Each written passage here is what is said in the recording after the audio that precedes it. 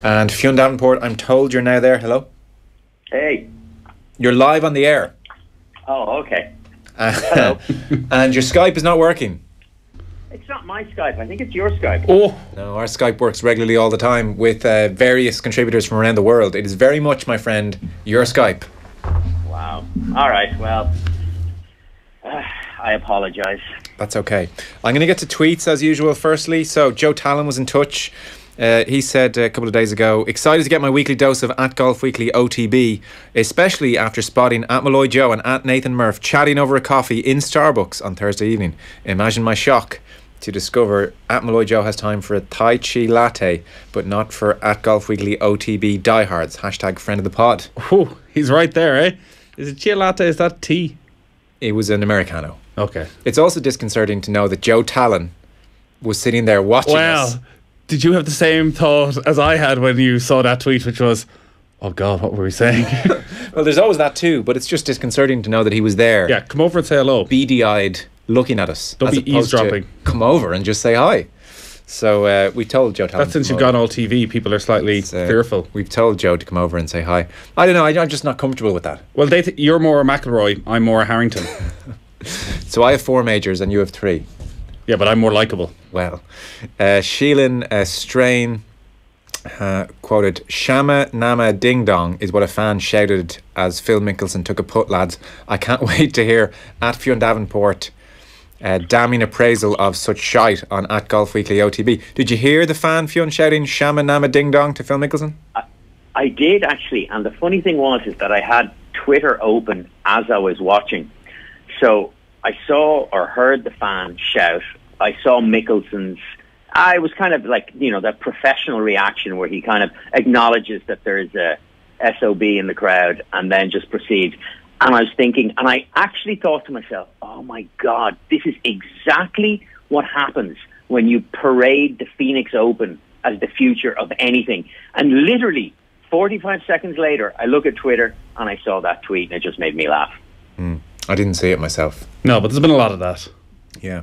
Well, interesting, and we'll get on to it. Rory McIlroy was talking about the experience of playing with Tiger at Riviera and was saying he needed headache tablets afterwards because the crowds were just so much. And that one of the annoying things that fans were doing was as Tiger was lining up putts, they were shouting, "It doesn't break as much as you think," because they'd been there all day and had seen the various putts breaking in different ways. I'm surprised that doesn't happen more often. Yeah. I wonder that when I'm at tournaments myself. If you're sitting by the 18th all day, you probably know better than anybody. Yeah. Everyone's missed it. A cup left.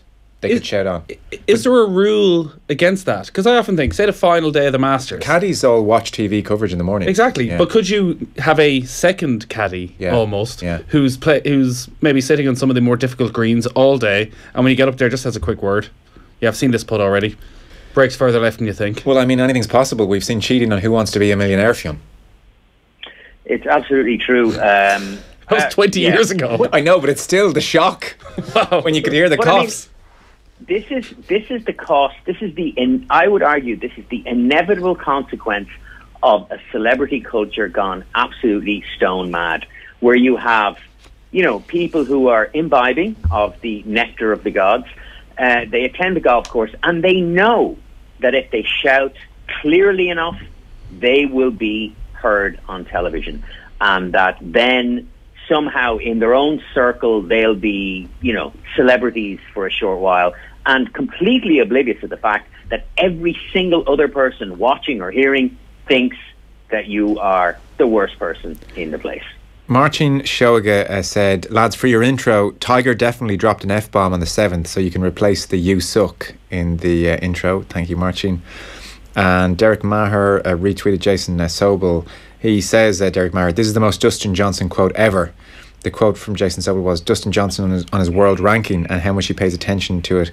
I look at them on Monday, usually. I still don't understand it, but I can read one." To be fair, no one understands it. Over 700,000 people, says John Cusack, attended the Waste Management Open, but how many paid, he wonders. All service members get free admission. What's a service member? Somebody who served in the army. Okay. Or the navy, or the military. Of course, yeah. All service members get free admission. How many can that be?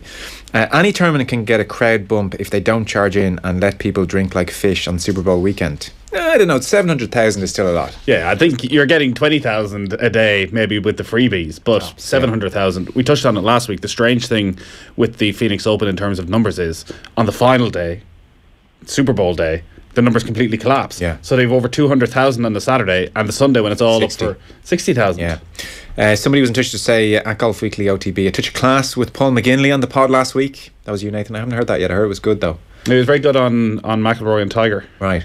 He says, this person, if you're needing someone though to improve the overall hair class for the new Facebook Live output, just give me a shout. I am delicious and that is from at Mark Rose Hair.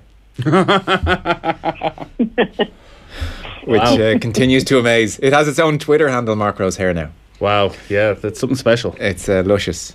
So Ian Kane says coverage of the Pebble Beach Pro-Am by CBS was nearly as bad, or if not worse, than the coverage of the PGA Championship by BBC. Well, first of all, nothing was as bad as the coverage of the PGA Championship by BBC. The coverage of Pebble Beach by CBS, anyone want to jump in? I would just argue that it was the opposite of the BBC coverage of the PGA. So the problem with the BBC coverage was, firstly, they weren't there, and also they were treating run-of-the-mill, well, decent PGA Tour players as if nobody had ever heard of them and had no realisation of anything they had ever achieved. Is this because they anticipate with the Bill Murrays of the world playing that there'll be a casual golf audience tuning in, so they're dumbing down? No, I actually felt that they spent too much time going in depth onto Bill Murray's golf game. Well, Patrick Flynn says, I never want to see another Bill Murray film again. Pebble Beach coverage is Groundhog Day every year.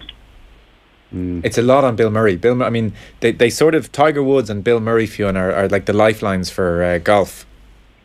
Well, as I said last week on the pod, Bill Murray passed a sell-by date about 25 years ago. So, That's he shows up in clownish. Lost in translation? Lost in translation was a peak. Oh yeah, that was pretty good actually. No, but and here's the thing. Okay, first of all, Bill Murray's a committed golfer. He's actually a pretty good golfer, judging by the swings that you see at the Pro-Am. He gets up and down out of bunkers. Do you know what it is? It's all the clowning around. It's just so tired. It's so boring. And one of the problems is that because they're playing on 3 different courses, so CBS don't have the means, or certainly don't want to spend the money to camera up all 3 courses. So what you had is, coming in to Saturday evening, you had the leader playing on Monterey Peninsula, but all of the cameras are on Pebble Beach. So you're watching,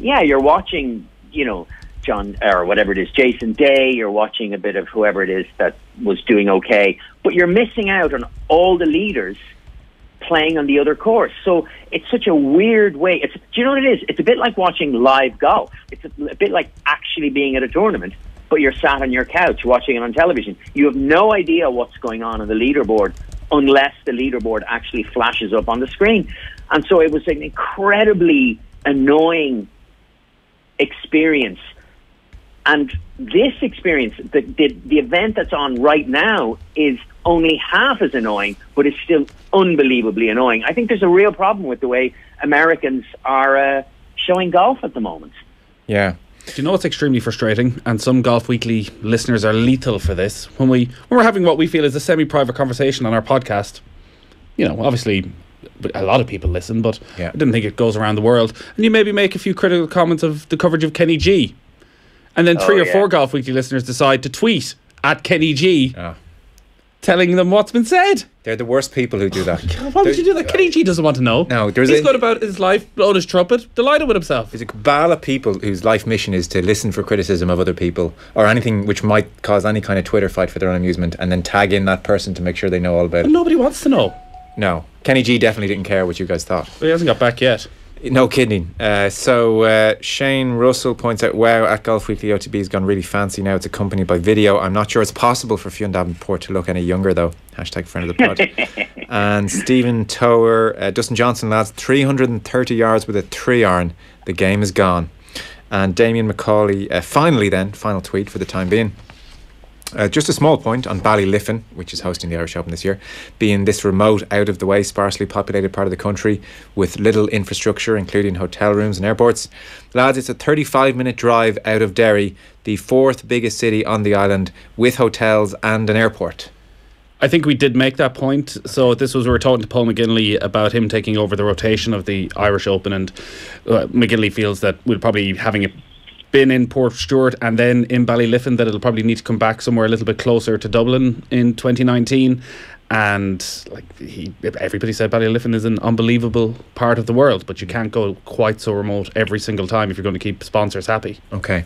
They are your tweets. We are taking a short ad break, and we are back with talk of Tiger and Rory at Riviera. And plus, Harrington and Rory sat down with Paul Kimmage today. We'll touch on that and a few more bits and pieces besides. This is Golf Weekly on the Actual Radio. Off the Ball on News Talk. Tech Talk with Jess Kelly. Coming up this evening at 6, we'll hear from the company whose technology is being used by the Irish rugby team during the Six Nations about how analytics can help prevent injuries and even identify future sports stars. There's a new taxi app in town. It's called Whistle, but how does it work? And of course, we'll answer your tech questions. Tech Talk with Jess Kelly. This evening from 6 on News Talk. Daddy, get up! We're going to the park, remember? Daddy isn't feeling very well. Mommy isn't either. Not again. Why don't you go watch some cartoons? We'll be down in a minute. Okay. God, it was great crack, but it's so not worth it. Yeah, definitely drinking less next time. Alcohol can affect your mood and your energy levels. Drink less and you'll have more time to spend with those you love. Find out more at askaboutalcohol.ie from the HSE. Start your story at Woodies. Winter's over and there's a spring in your step again. Time to spruce the place up with any 2 tins of 2.5 litre Dulux Easy Care paint. Just €50. All laminate flooring 4 for 3. All flat pack furniture and bar stools half price. And finish with €100 off the DeWalt 18-volt brushless combi kit. Now €179. The spring clean, start to finish at Woodies. T's and C's and exclusions apply. With the AA's car insurance, you can now save €100 online. Switch today by visiting the AA.ie to get a quote. This offer will end on the 28th of February. Search AA car insurance. The AA. Let's go. Discount will be automatically applied to all premiums quoted online. Minimum premium of €280 applies. AA Ireland Limited, trading as AA Insurance, is regulated by the Central Bank of Ireland. Acceptance criteria, terms and conditions apply.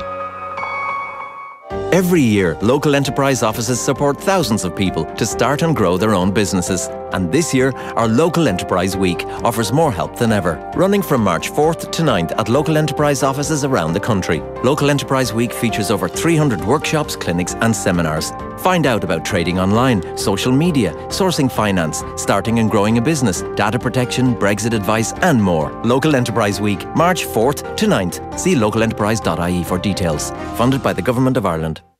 Winning last year's European Car of the Year award was quite an achievement for the Peugeot 3008 and a first for any SUV.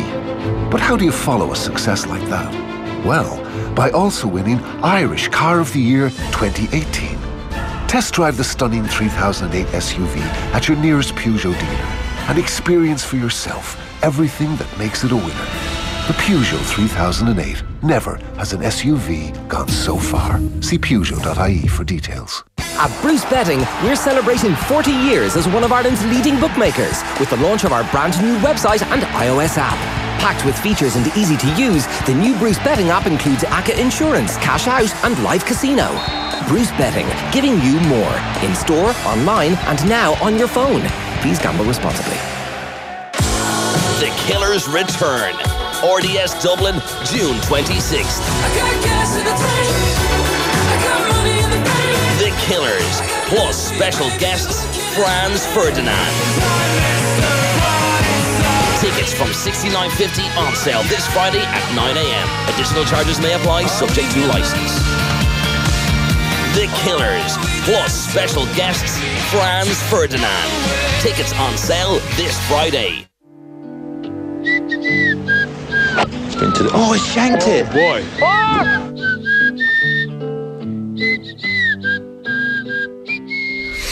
You're welcome back to Golf Weekly. It's Nathan and Joe here, and Fionn is on the line. Hello, Fionn. Fionn, you're still there?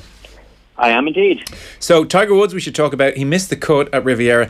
Frankly, one of the reasons we did this weekend, as much as it being an FA Cup weekend, was that we had presumed maybe after his top 25 finish at Pebble Beach, not Pebble Beach, rather, Tiger played Torrey Pines. Torrey Pines, yeah, top 25 there. That he may well have improved somewhat and be, vaguely in contention, top 15. He may be top 10 if things went very well for him at Riviera, even though he's never played brilliantly there.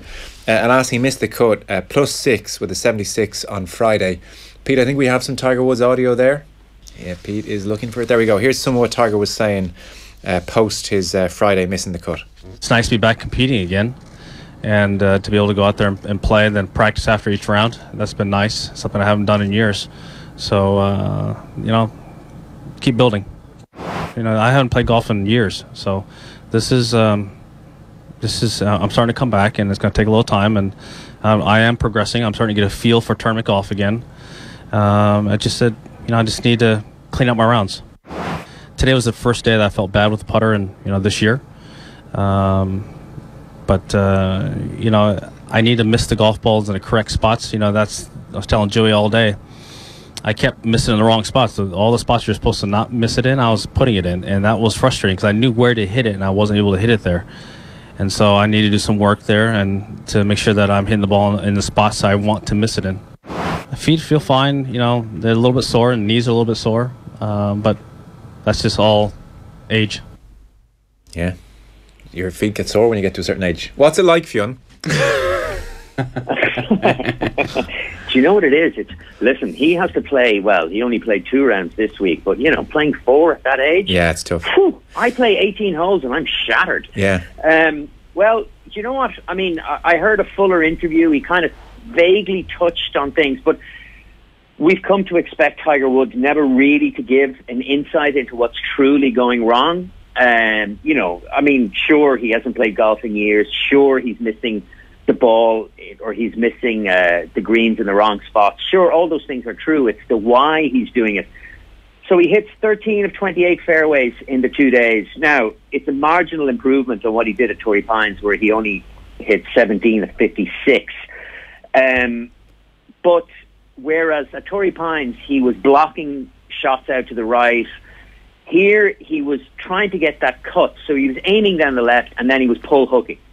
And so, at Riviera, you play out of the rough, you're dead. You play out from behind the trees, you're doubly dead. What's really worrying, though, fans of Tiger Woods, including myself, we all know Tiger's driving is always spotty. It's his irons that generally save him, and they didn't at all this week. Yeah, really, really poor. He was leaving a lot of them. He left a few very short. He said in a more fuller interview as well that the hallmark of my career is pin high iron shots. I didn't do that today. He said his wedge game was fine. So there was a par 3 where he left the. He seemed to think his wedge game was okay in the main, but he did concede his irons were pretty terrible. And on the Friday, you're mentioning off the tee, he hit 7 shots to the left, as you said. It just wasn't cutting back for him. Yeah. On the 9th on Friday, which is a little, he hits the fairway for just the second time. He's got 136 yards into a green. That's just you pick a wedge, you blink, you hit, and he dumps it into the bunker. He missed 7 of 8 par 3s. Yeah. I don't think I've ever seen statistics that bad for a Tiger Woods round. Tiger has missed whatever it is, 7 cuts in his career.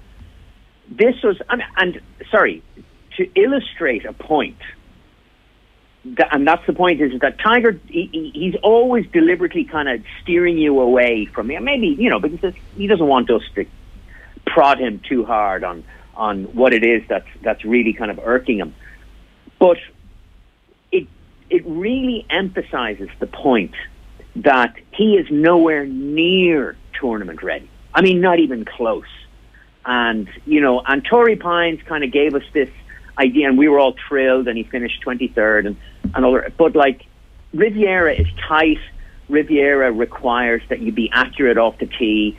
Riviera requires that you hit the greens in the same spots because of these bowl-shaped greens. Yeah. And he did none of those things. I suppose I appreciate that. There are 2 causes for optimism. One, is that he's now going to play the Honda next week. So it's the first time Woods will have played consecutive weeks on tour since 2015. And he talked about being able to practice after his rounds as well. And that's basically the first time he's been able to do that in years. So certainly that big initial hurdle, which is this guy able to play golf again? It seems to have been, for the time being, successfully straddled. The second point is, and again, it's another cause for optimism, he has never played Riviera well. By his own admission, he hasn't played there in a long time. In tournament golf anyway, he's played there, he says, socially. But it's not a course that's ever suited him. He's never been massively accurate off the tee. And so you take that and you take the fact that his health seems pretty good. And there was the top 23 or the 23rd finish at Torrey Pines a couple of weeks ago. And we'll get to it, Rory McIlroy and Harrington both feeling, Nathan, that this guy will be top 5 in the betting, potentially justifiably so, ahead of the Masters. I still, even though he's missed a cut, kind of think I'm more than happy with this for his second outing and with the Honda to come next week. Yeah, the overwhelming positive is that physically he looks as though he'll be able to get through an entire season. Yeah. Now, I do wonder mentally where he'll be in 3-4 months' time if he doesn't start seeing some improvements. It does feel as though he only has one aspect of his game to improve. I understand what Fionn is saying, that the stats say his short game really let him down this week as well, but you'd have to wonder how much of that is because he's having such problems with the driver and off the tee that it's just getting him down, and it's distracting from everything else completely. The problem for Tiger, and probably the conundrum that he faces, is so he needs to fix his driving. He's going from Riviera to the Honda Classic, which are probably two of the best pointers of the entire year in terms of the majors, in terms of the difficulty of the courses. They're not the type of places where you want to iron out your mistakes, where you just want to get the job done around there. And does that shatter his confidence? He probably feels he needs to push himself physically to show that he can play 2 weeks in a row. But actually, is it the best thing to do? And again, if he takes a week off, what's he doing during that week off? Is he spending too much time in the gym? He doesn't have a coach. Who's he talking to? Who's he listening to? Is he spending enough time figuring out what's going wrong? And on McIlroy and Harrington saying that they think he's going to go and finish top 5 or win a major again or contend for a major. Yeah, both said he'd win. Both said they see him winning a major again. That's not a story. That's not going to be front page of Golf Channel or golf.com tonight. Rory McIlroy or Padraig Harrington saying Tiger's never going to win a major again. Probably is. Yeah. So I'm not saying that they're... I think they probably realise that the easier thing to say is, listen, I don't think Tiger's going to go and win again. It's terribly interesting territory as well. If you're, Woods is this historical figure in the game, so we're all massively interested in his journey. One of the really interesting things now is this guy who's worked with Butch Harmon and Hank Haney and Sean Foley and Chris Como most lately, is now trying to figure this out on his own. Like, it will be another facet of the amazing comeback story if he actually manages to sort his game out on his own. And so I'm really curious to see what happens when Woods has this 2-day spread where on Thursday he was missing right and left, but Friday it was very much left. Is he now able to go to a driving range on his own and figure out why he was double crossing himself or why the ball wasn't cutting back and sort that out? I mean, you'd think he must be able to, but it's going to be very interesting to see how he gets on figuring it out on his own. But has he shown that in other aspects of his life? So, say physically, we all thought that actually Tiger was looking a little bit slimmer, that there wasn't quite as much muscle mass there. Yeah. Whereas now you look at him again, you're thinking, there's a guy who's spending a lot of time in the gym. Now everything suggests that he needs to give his body a break. But also, he can't seem to work that out by himself. And I'm sure he's getting a lot of advice as well on telling him what to do. Yeah. One other aspect of Tiger is like it's like the Beatles arriving in America all over again. There's a huge swathe of people who just want to see him play in the flesh one more time, and that, like, the players are like that as well. But the crowds apparently over those 2 days at Riviera were absolutely insane. Ticket sales went up 60% when he announced he was playing, and McIlroy Fionn was saying, "I swear, playing in front of all that, Tiger is giving up half a shot a day on the field. Like, it's 2 shots a tournament he has to give to the field because of all that goes on around. Just the whole thing. You've got a 6-foot putt and guys are saying it doesn't break as much as you think, Tiger. Just stuff like this that they don't have to say. It's tiring," McIlroy said. "I need a couple of Advil just to ... Well, I've got a headache after all of that." Doesn't even sound like McIlroy, who, is often the star attraction when it comes to crowds. He's not averse to playing in kind of the full glare of everybody's attention. Even McIlroy was saying, "Oh my God, this is a bit much." I wonder. I think I thought I read the comment, and my first thought was like, wow, I guess maybe McIlroy wasn't really around at the height of Tiger. You know, I mean, McIlroy is very much a post-Tiger phenomenon, and so he perhaps wouldn't have been witness to the Tiger mania that we all got used to from whatever it was, from 97 onwards, until certainly 2008 or 9. But it is an interesting thing that, as you pointed out, that he says that he gives up 2 shots to the field. Now, I wonder, I mean, I'm going to do a little pop psychology. I wonder if Rory McIlroy is thinking, geez, if that happened to me, I'd be giving up 2 shots to the field, because Tiger Woods has been doing this his entire career and clearly doesn't give up 2 shots to the field. So usually they say it's the poor group behind Tiger who really struggle as the crowds abandon them. Well, what it is, it's the player playing with Tiger Woods, because crowds, as much as crowds try to be respectful when confronted with the single biggest celebrity in the game, once he's finished putting, everybody starts to move to get that position on the next tee. And so the poor schleb who's putting out for, you know, an absolutely important par is doing it while everyone else is around moving. And I realise that the marshals are going, quiet please, quiet please. And Tiger, in fairness to him, has always been mindful of, certainly of the etiquette of golf, if not necessarily friendly with anybody. But that notwithstanding, I think it's the guys playing with Tiger who suffer, not Tiger himself. We should mention the state of play in the tournament itself now. So that's Tiger who's missed the cut, but the lovely news is he's back in 4 or 5 days' time, and we get to see if he's figured things out. I'm sorry.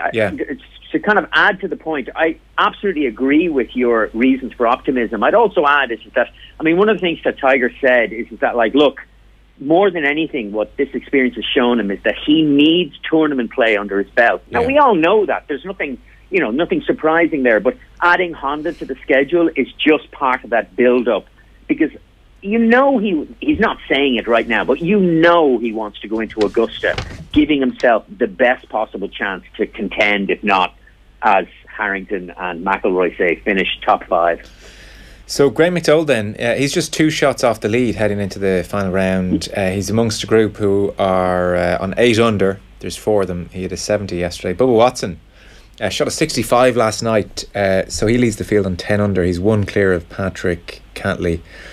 I mean, what's great about watching Bubba Watson now is they have the Pro Tracer on most of his shots.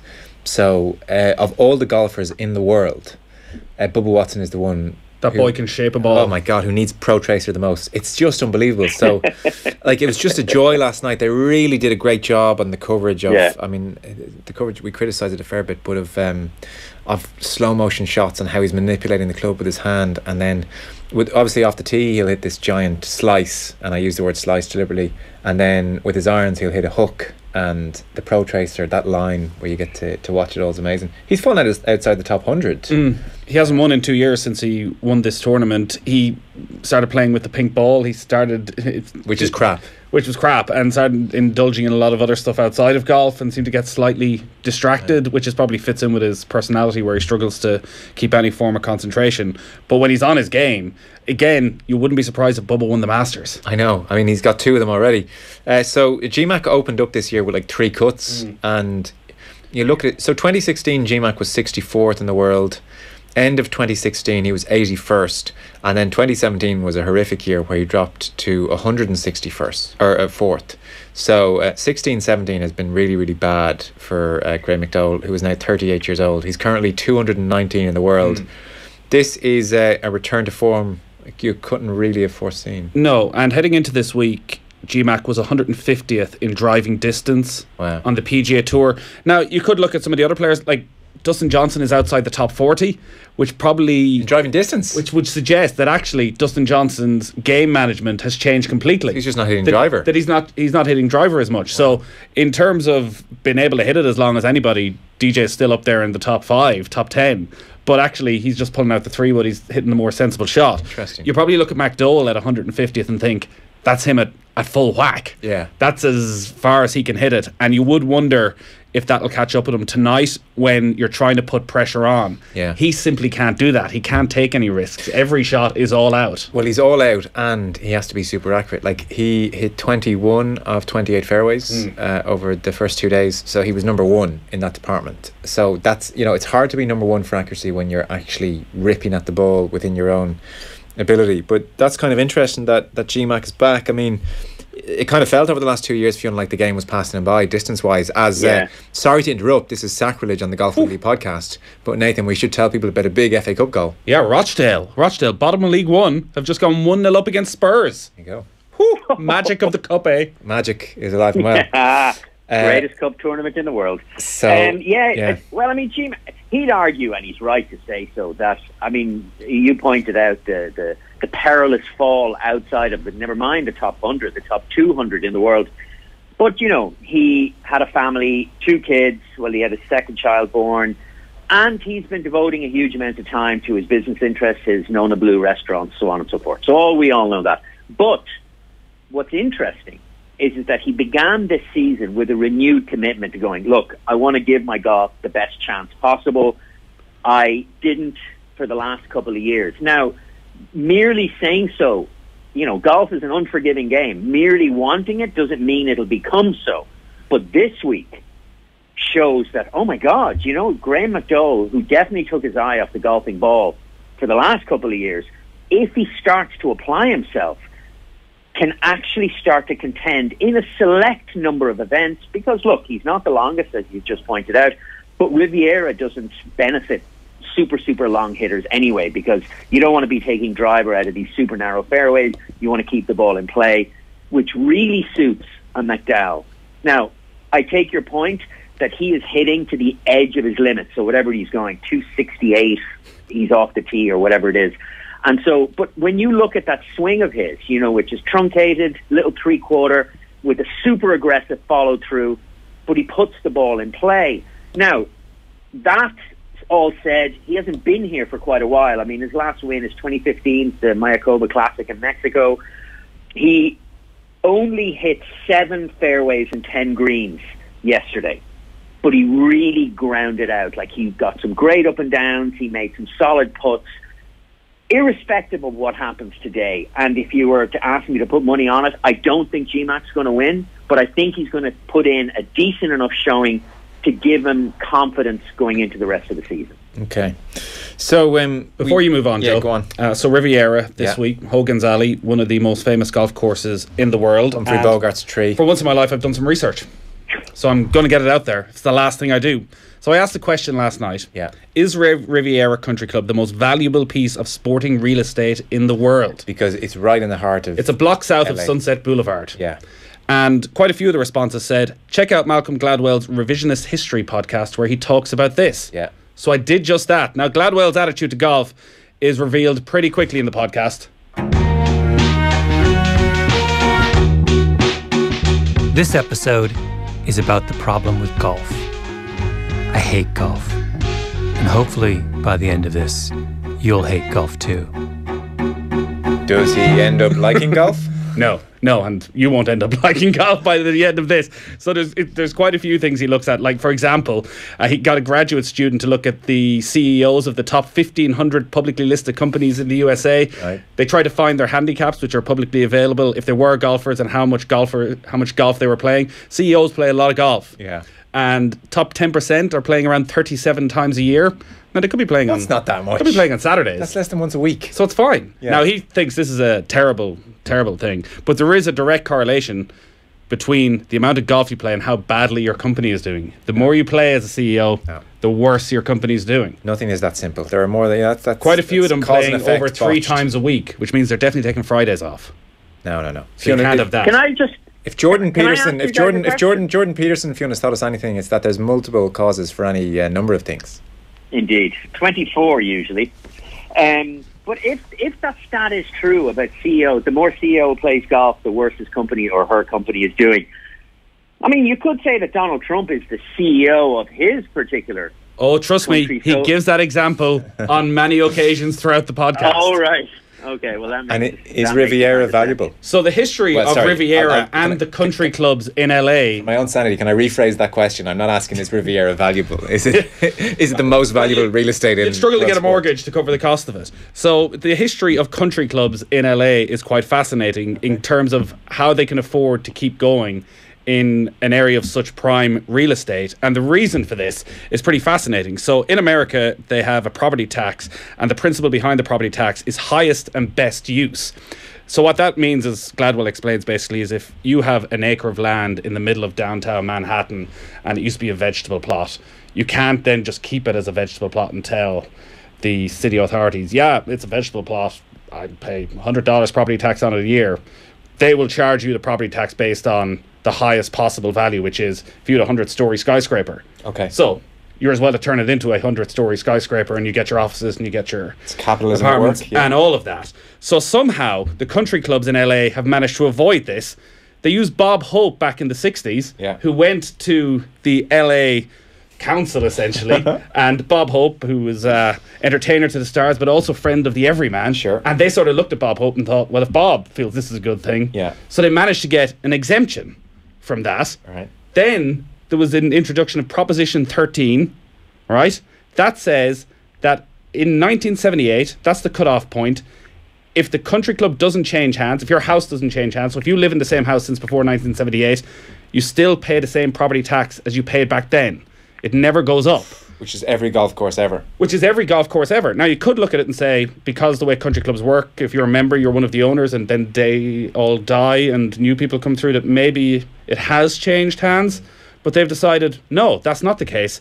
So, the LA Country Club, which is right beside Riviera, so you could say they're both worth similar amount, is worth $9 billion. What?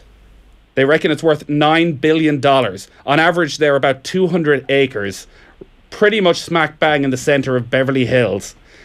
Totally God. inaccessible to the public. And this is why Gladwell investigated it, that there's nowhere, basically, no parks in LA for the public to go running around. So they run around the outside of Riviera and the LA Country Club, basically on the dirt track outside. And he's like, well, we should be allowed in here. Yeah. These people. So they should pay, technically, around $90 million in tax every year. Yeah.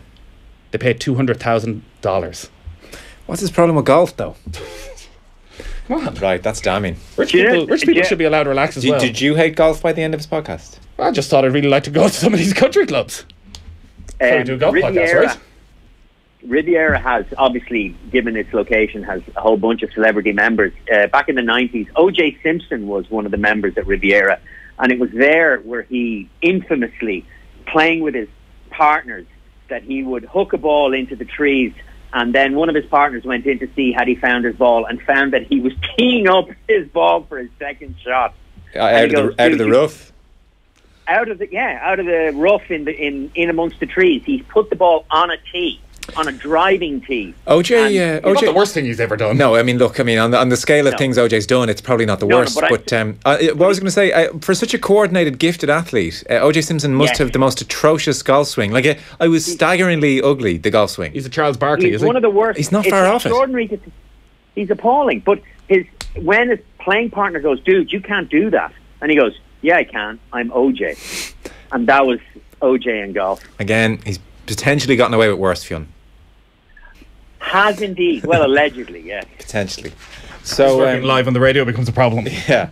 So we'll move off OJ and we will turn to, I suppose, the star attraction in the Sunday Independent today is, we can't really miss it. So it's across 2 pages. I've already had my say in a lot of it on the paper review with Kieran Shannon and Gav Riley earlier today. You can download that as well. So Paul Kimmage, I mean, this is just the dream. It's the dream, and it's the fruition of kind of maintaining relationships with these guys on a one-on-one basis over a couple of years.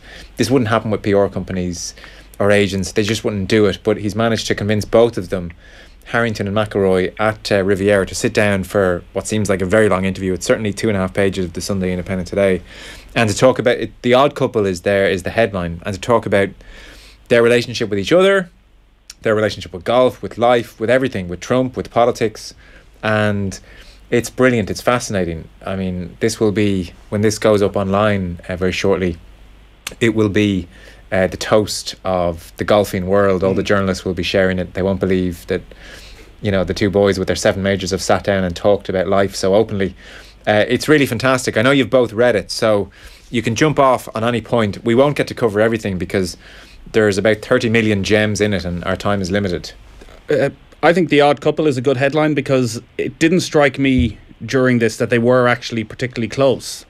So I even heard you talking about it during the paper review of, so as they went back, actually it turned out there were times they were together, but like they never touched on a Ryder Cup when they were in the same dressing room as having any sort of bond there at all. And like Rory, firstly, doing an interview with Harrington, you're always going to be overshadowed. Like, the man is a genius. We must have had him on this show, 4 times in the last year, in a variety of different guises, from doing the piece with him in his house, having him in a pay-per-view, straightforward interviews, and every time you go, oh, I really want to talk to Harrington again. There's so much more you want to ask him. And he is by far the more interesting, even if he is with Rory McIlroy, who we don't hear from quite as much. Even the stuff Harrington saying, I love fame. I love walking down Grafton Street and people shouting my name. The piece I liked was, he seems to be at an interesting part of his career where, because he's not contending for tournaments, he almost, it seems as though he's decided, I'm going to enjoy this for what it is. And was it Harrington who said before, you know, you're away, you're in, this week they're in LA, and your wife rings you up and you almost have to go to the room and say, yeah, it's terrible, I'm really down, it's terrible, I'm just not enjoying myself at all, it's a real old grind. Whereas actually he seems to have decided now, you know what, I'm going to go out, I'm going to enjoy this. And then the guilt of his children at a really good age, where he could be at home spending time with them, he doesn't necessarily need the money of being out on tour, he knows he's not going to contend every week, and trying to weigh up that balance of, well, what am I doing here?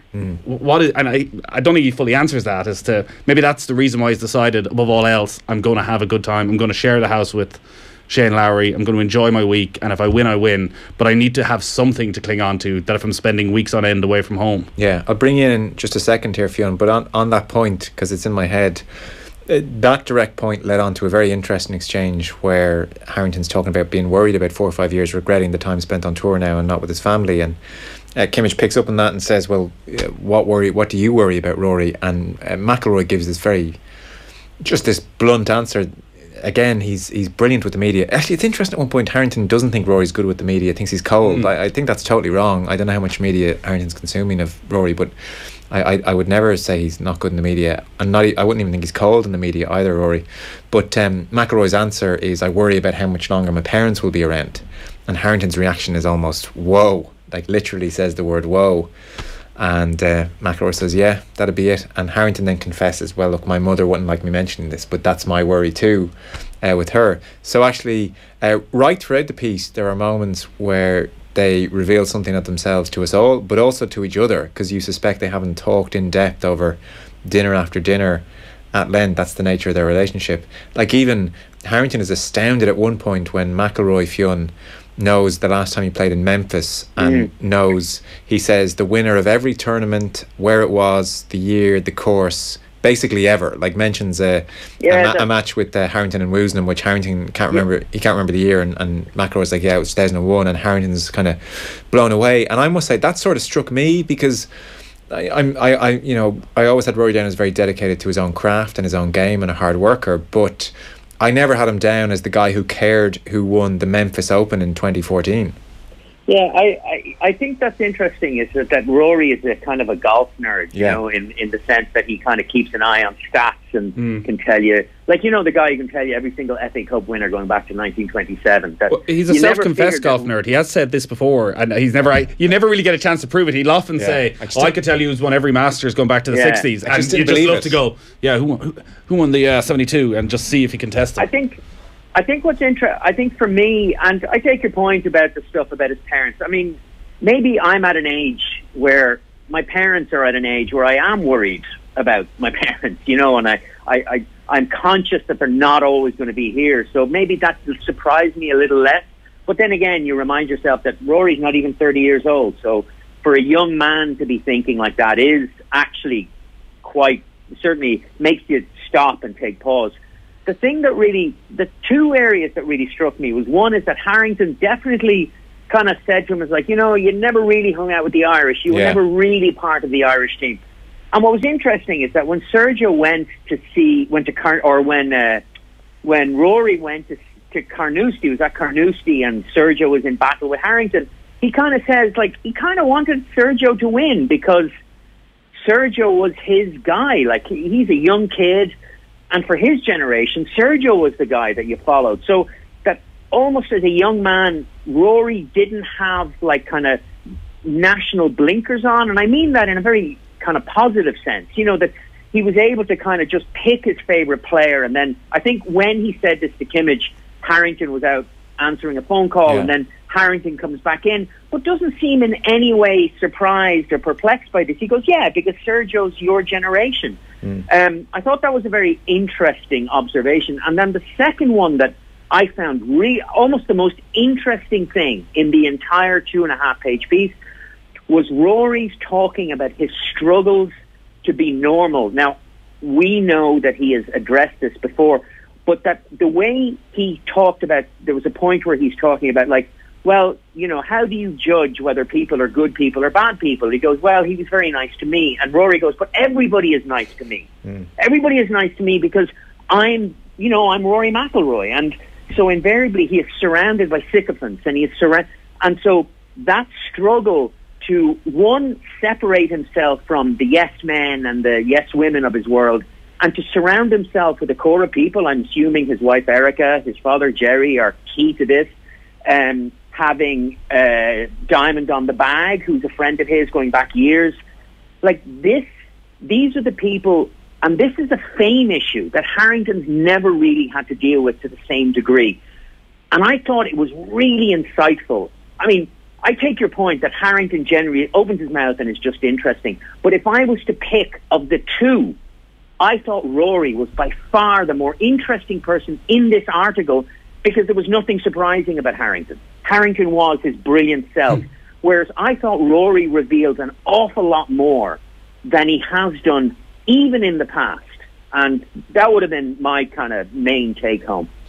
The thing that struck me more than anything else with Rory was how he seems to be living a life of isolation in golf, which I was quite surprised by. So Rory's been something, I don't know, a serial monogamist. Like, he throws himself into his relationships, which, here, it's a great thing. And he has a life outside of golf. I didn't realise, though, quite how isolated he seemed to have become. So he spoke about going for dinner with the Snedekers, not because himself and Brandt are particularly close, but because his wife Erica and Snedeker's wife are particularly close. And here, there's nothing wrong with that at all. But when he was pushed on, well, you know, who are you close to in golf? Yeah, it was Ollie Fisher. But even and even then, I'd say if you said, when did you last speak to Ollie Fisher? Yeah, and even then he gave a long pause, and Kimmage said, "I'll take that as a no." And it was only later on when Fisher came up that Harrington went, "Oh yeah, you're close with Fisher. You've known him a long time." And Rory was like, "Oh yeah, Ollie Fisher." But actually, if you can't think of him when you're asked who you're close with, you can't be that close. You know, it's like, you know, who's your mate, and then you don't think of someone until you see them. They're not that close a mate. And this is the problem when you analyse Rory, because what do you want from your sports stars? We're quite selfish in what we want from our sports stars. Everything. We want everything, and we want them to be brilliant at what they do and obsessed with what they do. Whereas you definitely take from that golf is not the number one thing in Rory's life. His relationship is the number one thing in his life, and I don't think you would say that for any of the other top golfers, many of whom are married, are engaged, or have partners, that right now the leading players are fully focused on their golf, and they're probably thinking down the line when this passage of time passes, and Jordan Spieth, when he gets to 35-40, he goes, that'll be the time for me and you. But right now golf is absolutely everything.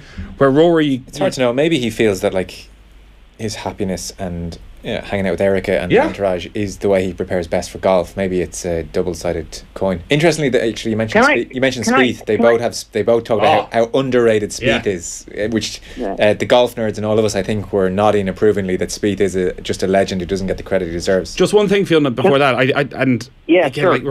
like it is pop psychology with Rory. We don't know. It's a couple of lines in an article, and you're reading a huge amount into it. And again, I actually think he's probably right for his full life, living to 85, 90, that maybe this is the best thing. He has the money, he has the 4 majors already, but he's said himself at times he's entering a period of life where they're going to be very quickly thinking about having children, and suddenly Erica won't be on tour with him every week. And do you then almost have that Tiger-like moment of you arrive at the Honda Classic and you're like, I'm here by myself. Yeah. Well, I wanted to pick up on something Nathan said, because I totally, I mean, of course it's pop psychology. A couple of weeks ago, or at Pebble Beach, or just beforehand, Rory was interviewed. He did the presser, and he was asked a question by one of the journalists who said that, and the question asked was, Jason Day has said about you that, you've got every single tool in the locker. It says the only question is whether you have the drive or, whatever it is, the will. I can't remember the exact word, but it was roughly that. And the way Rory answered the question, now again, I'm applying my interpretive psychology, and I'm totally unqualified for this, but that notwithstanding, the way Rory answered was so unconvincing, because he kept saying, yeah, no, the drive is definitely there, And I think that plays into everything that Nathan just said. I think this is a guy who realized, he's been in the Goldfish Bowl since he was 9 years old. I think this is a guy who is struggling to adapt to the demands of being one of the world's highest profile golfers, as well as to the demands of being a person, living his life, getting married, having kids, whatever it is. And I would wager that if Rory was to win one major every 3 years for the rest of his career and throw in a couple of wins every so often, I think Rory would be quite a happy man. Yeah, that'll get him close to 10 majors though, so that'll be a hell of a he career. said himself, he goes, if I won 7. Sure, he said recently if I won 7, he used to say, if I want to win double digits. Like, his numbers are getting lower and lower, and not because Rory thinks, I'm not good enough. I think because, and again, I would love a journalist. I wish Paul Kimmage would have asked him this question. But I would love for someone to go, like, do you have that desire to hit 1,000 putts on the putting green every day, to devote 8-9 hours a day of practice the way, Tiger Woods did? Not to interrupt, but interestingly, that does come up in a way, certainly, where McIlroy is quite upfront about the fact that he looks at Harrington's age and pretty much says, I don't think I could practice with his intensity at his age. Yeah, I just find it too draining. So that automatically, that doesn't necessarily mean he doesn't have the drive now, because I think he is quite driven now, but maybe there's a very mature awareness on his part that his drive is a more finite resource than it is in the case of Harrington, that he is on borrowed time, is a slightly clumsy way of putting it, and he knows that at some stage, probably before he hits 40, which is now 10 years away, he is going to lose something in the way of desire to go out and practice the way Harrington seems not to have lost it all. So that puts him on very borrowed time.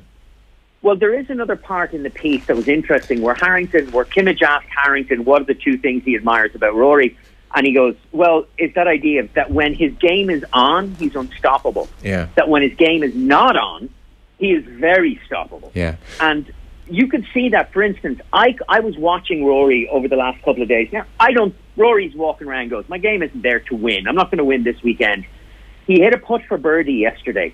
Like, maybe he just got tired. Maybe, I know he's been complaining about the Poana greens, but he hit a putt that was so lacking in attention and so lacking in concentration that you could see it was like, all right, is this Rory kind of going, all right, I'm kind of here making up numbers now. I'm going to kind of try, but I'm not really. I mean, look, I'm kind of reading his mind. But do you know what I mean? It was like there was a sense of like, I don't think Rory has that, that Tiger drive where it's like, I'm going to turn a 76 into a 73. I'm going to turn a 72 into a 69. Yeah, maybe. I think Rory goes, today's a 73 day, and that's just the way it is. Maybe. That's probably where we have to, again, flag we're not inside the guy's mind. And sure, there is a reality for all golfers that they are different beasts when they're in contention and adrenaline is pumping. And, like, it's hard, even for the recreational golfer, it's a pain in the ass when you're completely out of a tournament to bring the same focus. So maybe there's a bit of that. Yeah.